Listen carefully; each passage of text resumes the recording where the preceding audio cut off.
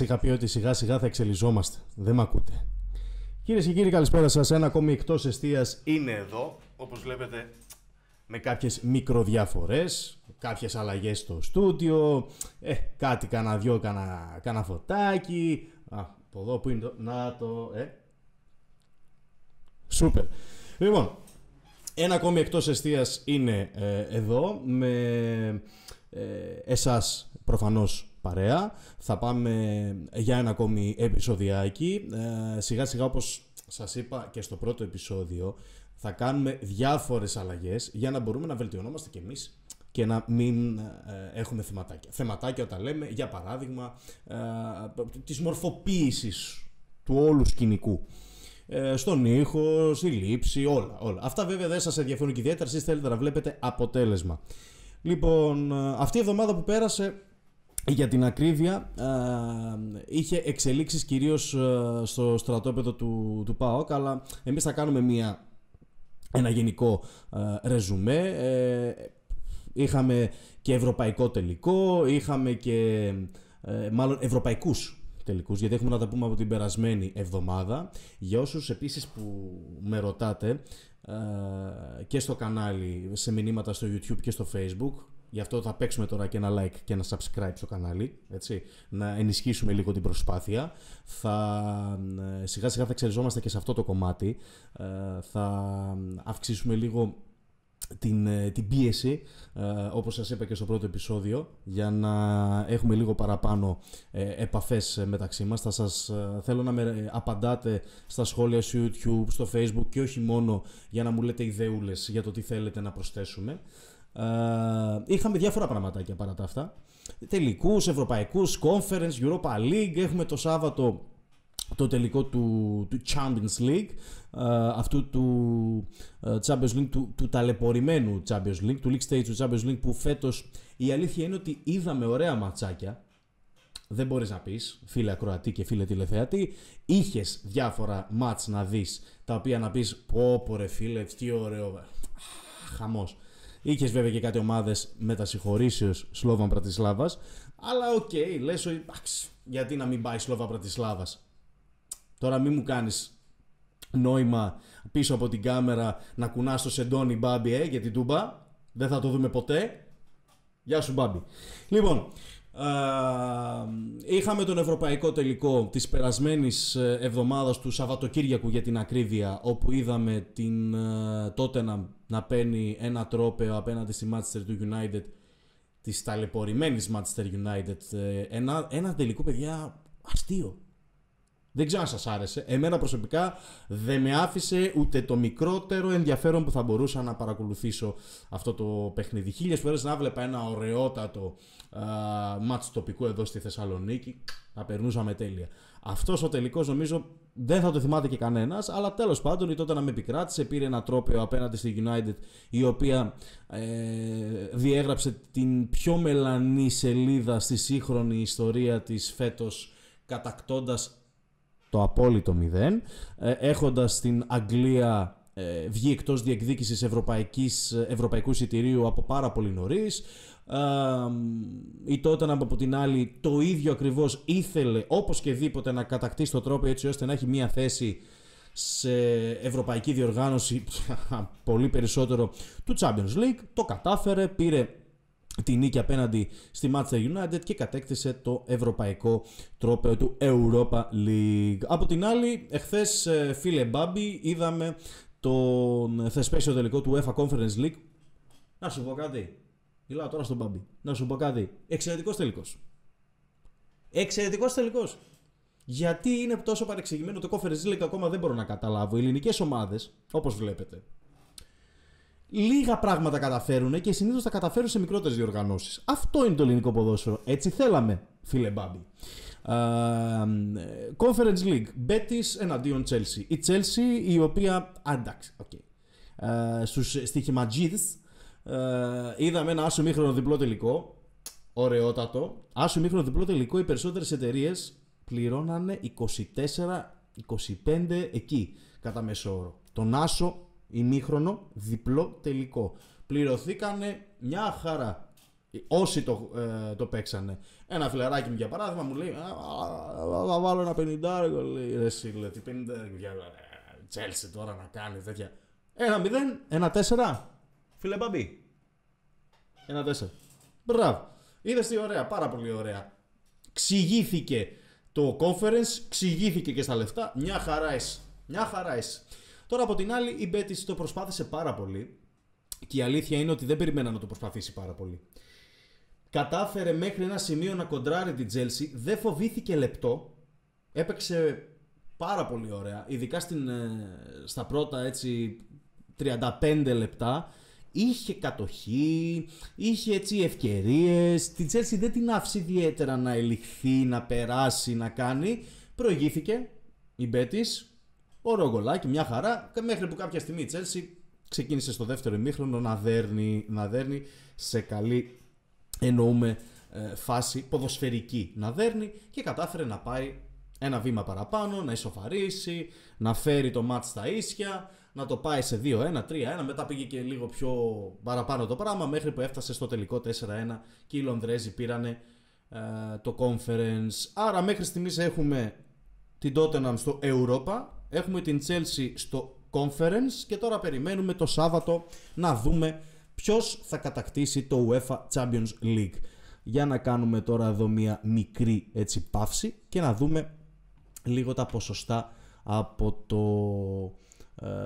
από το Champions League έτσι επιγραμματικά. Όπως μπορείτε να δείτε, εδώ είσαι, οι περισσότερες εταιρείες δίνουν από 2,20 μέχρι 2,23 τον Άσο, και όταν λέμε Άσο εννοούμε της Paris Saint-Germain, της τυπικά γηπεδούχου. Αν θέλετε τη γνώμη μου, normal ποσοστά είναι, γιατί η Paris κακά τα ψέματα είναι το φαβορί βάσει της ποδοσφαιρικής καθαρά λογικής. Από την άλλη βλέπουμε την Ίντερ, η οποία με τα κόπο και βασάνων, σε εισαγωγικά με τα κόπο και βασάνων, πέρασε την Μπαρτσελώνα. Έκανε μια καλή πορεία, πέρασε, κανέρανε, δεν ήταν κακή η Ίντερ. Εμένα προσωπικά με απογοήτευσε η Ίντερ, αν και δεν είμαι πολύ μεγάλος φίλαθλος της Ίντερ, δεν τρελαίνομαι με το κομμάτι Ιταλία κλπ. Έχασε το πρωτάθλημα από την Νάπολη, την πολύ αγαπητή Νάπολη στην Ιταλία.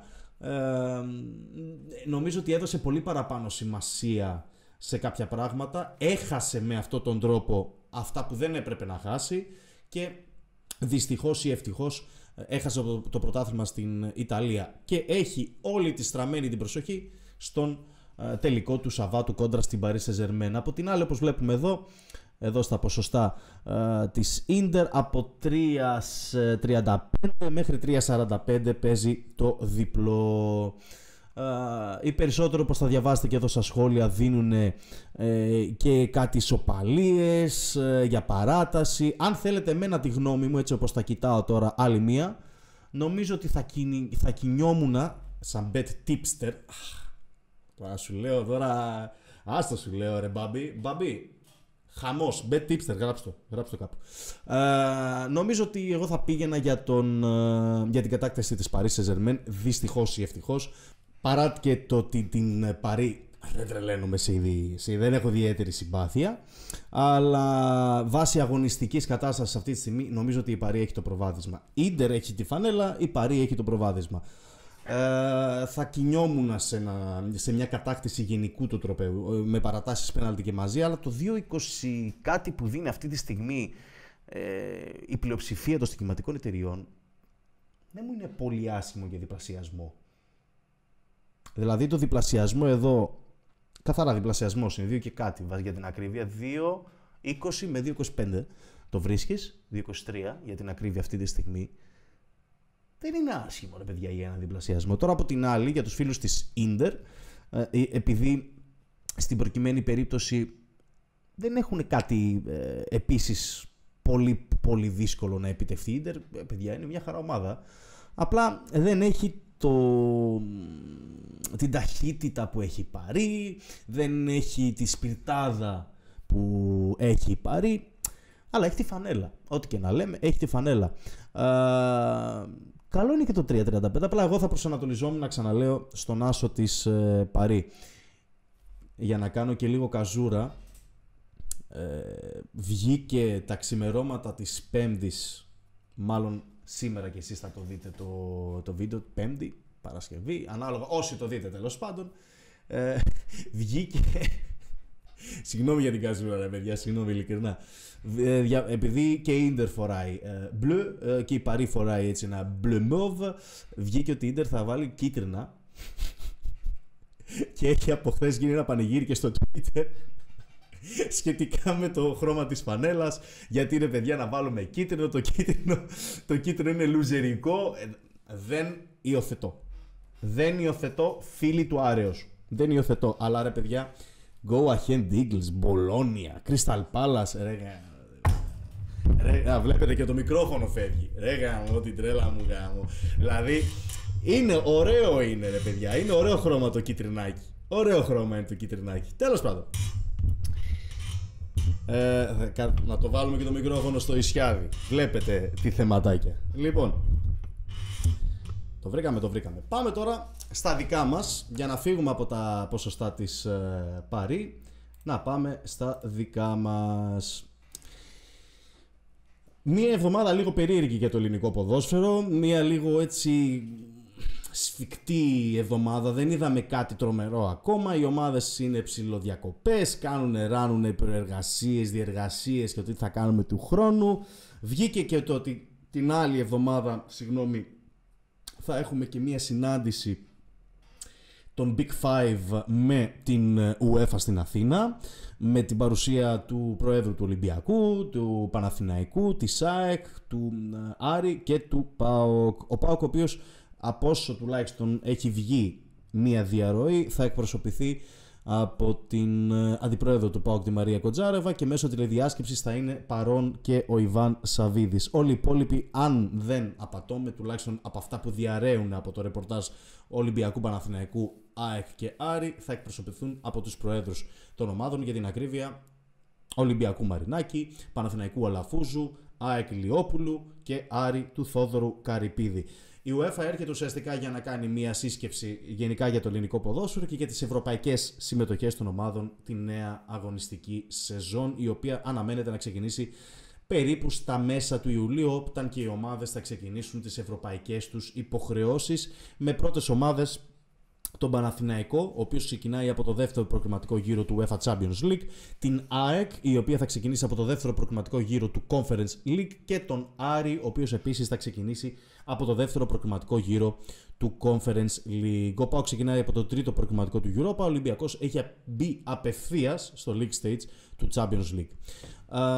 Κατά τα άλλα, στο ελληνικό ποδόσφαιρο δεν έχουμε τίποτα άλλο πέραν όλων των ειδήσεων που είχαμε αυτή την εβδομάδα με το Γαϊτανάκι για τον ΠΑΟΚ. Μένει, δεν μένει, φεύγει, δεν φεύγει, έρχεται ο ένας, έρχεται ο άλλος. Εδώ θα κάνω μια πολύ πολύ μικρή στάση, θα μου επιτρέψετε να κάνω ένα λεπτό μια επισήμαση για αυτό το πράγμα, γιατί όσοι με γνωρίζετε θα με μάθετε, και όσοι δεν με γνωρίζετε, αποτελώ την νέα γενιά των αθλητικών δημοσιογράφων, γιατί είμαι και 29 στα 30, δηλαδή έχω ξεκινήσει από το 2013, 12 χρόνια μπαμπί, 12 χρόνια το κάνουμε αυτό το χούι, το οποίο κακά τα ψέματα χούι είναι, δουλειά είναι, αγάπη είναι, πείτε το όπως θέλετε, λειτουργήμα εγώ θα το έλεγα. Η δημοσιογραφία η οποία έχει καταντήσει κάτι λιγότερο, κάτι μάλλον περισσότερο από αυτό το αειδιαστικό πράγμα που σκέφτεστε στον εγκέφαλό σας όλοι. Όταν ξεκινάει μια κατάσταση, μια είδηση, για παράδειγμα, θα πάρει ένα δημοσιογράφος και θα πει ότι «ΟΚ, θα πρέπει να κάνω το ρεπορτάζ του, θα πω εγώ, του Ολυμπιακού». Και δεν θα πω ονόματα, θα πω απλά ομάδες, έτσι απλά για να καταλάβετε το πώς το εννοώ όλο αυτό. Θα πάει για παράδειγμα ο ρεπόρτερ του Ολυμπιακού, θα μάθει για παράδειγμα ότι ο Μεντίλιμπαρ είναι σε σύσκεψη με τον πρόεδρο του Ολυμπιακού και θα κάνει μια νέα σύσκεψη την άλλη εβδομάδα με τους οικονομικούς επιτελείς, το σκάουτινγκ και αυτά, για να δουν τι θα γίνει τη νέα σεζόν.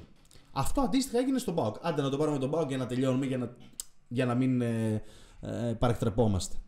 Αυτό που έγινε τις τελευταίες 15 ημέρες, σας είπα και στην προηγούμενη εκπομπή που κάναμε, δεν έχει προηγούμενο. Ήταν τόσο δύσμυρο το ρεπορτάζ του ΠΑΟΚ, το οποίο έκανε σε ένα έτσι, που έβγαλα είδηση. Που έβγαλα είδηση. Υπάρχουν δημοσιογράφοι ή κάποιοι άνθρωποι οι οποίοι απλώς ανοίγουν έναν λογαριασμό. Και το εννοώ. Λογαριασμό στο Twitter, δεν ξέρω πού. Ανοίγουν ένα λογαριασμό και λένε: ο Λουτσέσκου, παιδιά, έχει φύγει. Πρώτη εδώ, θαυμαστικά. Πρώτη εδώ. Έχει φύγει η Ρουμανία. Δεν ξέρετε εσείς. Έχει κλείσει στη Θεάουα. Άλλος θα έλεγε: Κατάρ. Εν τω μεταξύ, ο Λουτσέσκου με τον ΠΑΟΚ έχει συμβόλαιο μέχρι το 27. Έτσι, πέραν αυτού δηλαδή. Θυμάστε και στην προηγούμενη εκπομπή σας έλεγα ότι ο Λουτσέσκου δεν φεύγει από τον ΠΑΟΚ. 99% τουλάχιστον δεν φεύγει από τον ΠΑΟΚ. Υπάρχουν περιπτώσεις που μπορεί να αποχωρήσει, όπως και υπήρχαν περιπτώσεις. Δηλαδή αυτές τις 15 μέρες που ακολούθησαν στο ρεπορτάζ του ΠΑΟΚ, όντως και τα δύο ενδεχόμενα παικτήκανε. Και της παραμονής του όπως και έγινε, και της αποχώρησής του. Αυτό το οποίο έγινε βέβαια το γαϊτανάκι που ακολούθησε, είναι ένα αποτέλεσμα το τι δεν πρέπει να ακούει ο τηλεθεατής, ακροατής κλπ. Και ποιους πρέπει να ακούει και να διαβάζει ένας ακροατής, τηλεθεατής κλπ. Έκλεισε ο Στάνκοβιτς, έκλεισε ο Ήβιτς, έκλεισε ο Γκαρσία, έκλεισε ο Κώστας, ο Γιάννης, ο Νίκος, ο Μπάμπης, γεια σου Μπάμπη. Όλοι κλείσανε, ο Λουτσέσκου δεν έκλεισε. Το Λουτσέσκου δεν το ρωτήσαν, το Σαββίδι δεν το ρωτήσανε.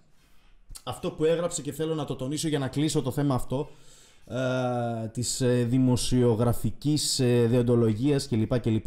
Όταν κάποια στιγμή καταλάβουμε το ποιους πρέπει να διαβάζουμε και το ποιους πρέπει να ακούμε, και αφήστε τον υποφαινόμενο αυτή τη στιγμή που τα λέει, δεν με νοιάζει για εμένα, πείτε με ότι είμαι ο χειρότερος, δεν είναι αυτό το θέμα μου εμένα, ειλικρινά, αλλά πρέπει κάποια στιγμή να καταλάβουμε το ποιος θέλει να εξυπηρετήσει κάποια προσωπικά του συμφέροντα για τη δική του προσωπική ανέλυξη στο δημοσιογραφικό κόσμο, στον κόσμο των media κλπ.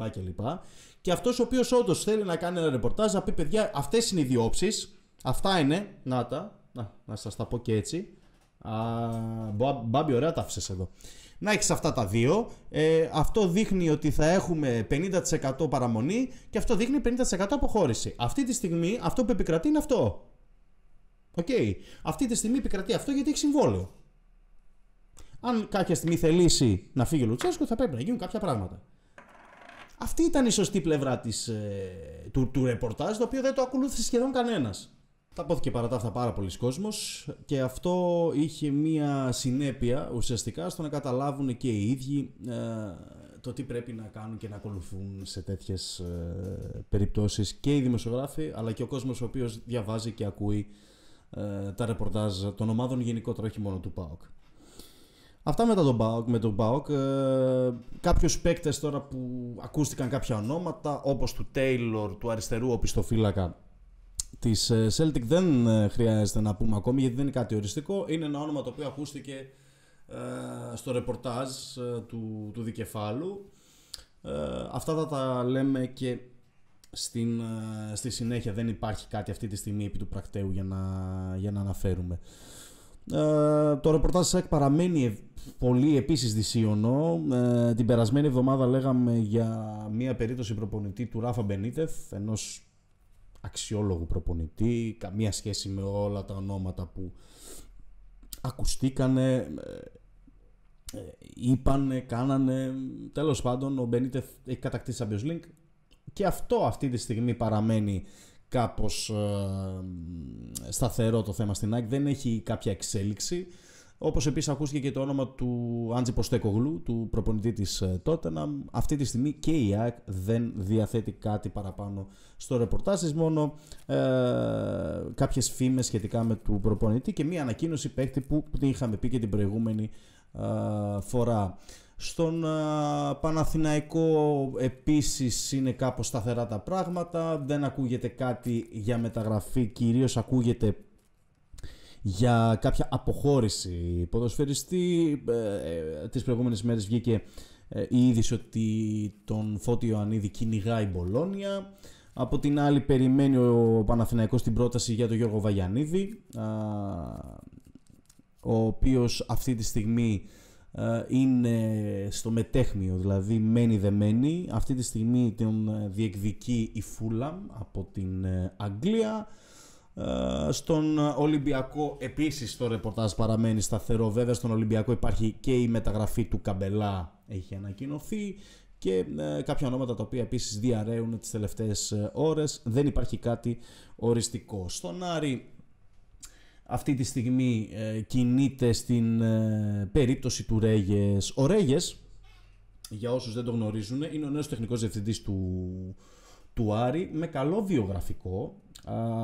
Έχει ήδη κάνει κάποιες προτάσεις στην πλευρά Καρυπίδη και Ουζουνίδη, με λίστα ποδοσφαιριστών που θέλει, αν θέλει και ο ίδιος ο πρόεδρος του Άρη και ο Μαρίνος ο Ουζουνίδης, να φέρουμε στον Άρη. Δεν υπάρχει επίσης κάτι σταθερό στο ρεπορτάζ. Το μόνο που ακούστηκε τις τελευταίες ώρες είναι για τις ανανεώσεις που είναι κάποιες να γίνουν. Είναι στο ακουστικό ο Βέλεθ και περιπτώσεις στον Άρη όπως του Κουέστα. Εντάξει, ο Κουέστα θα παραμείνει, ο Φαμπιάνο, ο Μπράμπετς, αυτοί είναι παίκτες που αυτή τη στιγμή τουλάχιστον που μιλάμε σίγουρο δεν είναι, αλλά λογικά είναι προς την παραμονή. Και για να ολοκληρώσουμε σιγά σιγά, γιατί ακόμα το ρεπορτάζ των ομάδων δεν είναι πάρα πολύ πλούσιο για να μπορούμε να πούμε κι εμείς κάποια πραγματάκια παραπάνω, έχουμε και τον τελικό του πρωταθλήματος στο μπάσκετ μεταξύ Ολυμπιακού και Παναθηναϊκού. Ξεκινάνε από την Παρασκευή η τελική. Αν θέλετε τη γνώμη μου, νομίζω ότι αυτή τη στιγμή το φαβορί είναι ο Παναθηναϊκός, βάσει και του πλεονεκτήματος της έδρας που έχει η ομάδα του Εργκίν Αταμάν. Ο Ολυμπιακός δεν είναι σε καλή κατάσταση όσον αφορά το κομμάτι της ψυχολογίας κατά κύριο λόγο. Είναι και λίγο, ξέρετε, όταν πηγαίνει μια ομάδα 4 συνεχόμενες φορές σε Final Four στη EuroLiga και δεν μπορεί να φτάσει εκεί που θέλει και που όλος ο κόσμος λέει, παιδιά, ο Ολυμπιακός κάποια στιγμή πρέπει να πάρει τη EuroLiga. Δεν γίνεται αυτό το πράγμα, γκαντεμιά, αυτά ξέρω εγώ. Είναι και λίγο η ψυχολογία. Ο Μπαρτζόκας νομίζω θα πρέπει να το δει λίγο διαφορετικά το πράγμα, να αρχίσει λίγο διαφορετικά να το βλέπει, για να μπορέσει να ανταγωνιστεί τον Παναθηναϊκό στο πρωτάθλημα. Θεωρώ ότι ο Παναθηναϊκός έχει το πλεονέκτημα της έδρας, οπότε έχει και το πλεονέκτημα στο να κατακτήσει το πρωτάθλημα, και την επόμενη εβδομάδα τέλος πάντων που θα είμαστε εδώ πάλι, ούτως ή άλλως, θα κάνουμε και μια μεγαλύτερη ανάλυση, γιατί θα έχουμε και τα πρώτα παιχνίδια. Νομίζω ότι τα περισσότερα τα είπαμε όσο γίνεται σε πιο μικρή έτσι ροή. Όπως βλέπετε έχουμε αλλάξει κάποια πράγματα, θα αλλάζουμε συνεχώς πραγματάκια, θα μπορούμε σιγά σιγά να εξελιζόμαστε. Θέλω τη στήριξή σας, θέλω τα like, θέλω τις εγγραφές σας στο κανάλι, θέλω να μου γράφετε κάτω στα σχόλια το τι θέλετε να αναλύουμε κάθε φορά. Όπως κάναμε και σήμερα για στοιχηματικές προβλέψεις, θα τα λέμε συνεχώς, και κάποια στιγμή σας υπόσχομαι, αυτό θα γίνει και μέσα στο καλοκαίρι, θα κάνουμε και μία live ροή. Όποτε μπορέσουμε, λίγο σιγά σιγά να βρούμε τα πατήματά μας. Κάντε like, κάντε εγγραφές στο κανάλι, σας ευχαριστώ ειλικρινά πάρα πολύ. See you στο επόμενο επεισόδιο του Εκτός Εστίας.